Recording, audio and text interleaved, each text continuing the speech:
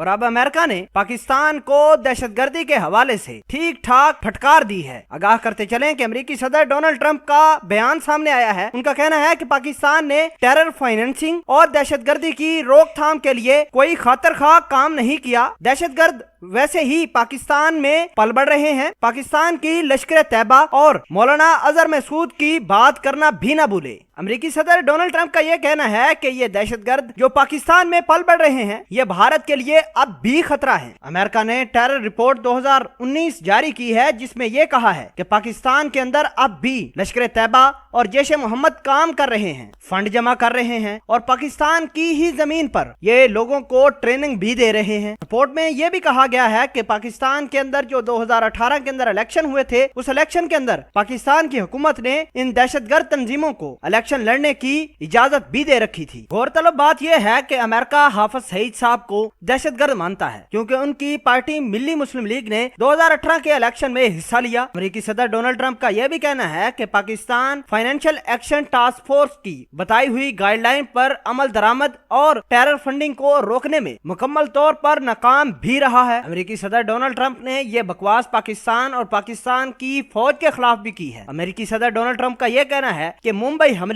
और इसके साथ साथ भारत और अफगानिस्तान के अंदर होने वाली कार्रवाइयों में पाकिस्तान की सरजमीन इस्तेमाल होती रही है। नाजरीन ग्रामी, अमेरिका का यह भी कहना है कि पाकिस्तान टेररिस्ट के खिलाफ सही से एक्शन भी नहीं ले रहा, जबकि दूसरी जानब FATF ने पाकिस्तान को जनवरी तक ग्रे लिस्ट में ही रखने का फैसला किया है। नाजरीन ग्रामी, इसके खिलाफ चाइना भरपूर पाकिस्तान का साथ भी दे रही है। और आपको यह भी बताते चले कि डोनाल्ड ट्रंप ने सिर्फ मोदी के पीछे लगकर पाकिस्तान की सलामती, फौज पाकिस्तान के साथ साथ सिविल गवर्नमेंट को भी निशाना बनाया है। हम मोदी को और अमेरिकी सदर डोनाल्ड ट्रंप को यह बताना चाहते हैं कि जितना काम पाकिस्तान ने दहशतगर्दी और मनी लॉन्ड्रिंग को रोकने के लिए किया है, शायद ही कोई गवर्नमेंट कर सकती है। हमारे बहुत सारे जवान आज भी सरहदों पर खड़े दहशतगर्दों का मुकाबला कर रहे हैं और मोदी और अमेरिकी सदर डोनाल्ड ट्रंप को यह नजर नहीं आता कि पाकिस्तान के जवान बेटे, धरती के बेटे अपनी जानें कुर्बान कर रहे हैं। आए रोज पाकिस्तान आर्मी को भारत की जानब से नुकसान पहुंचाया जाता है। डोनाल्ड ट्रंप को वो नजर नहीं आता।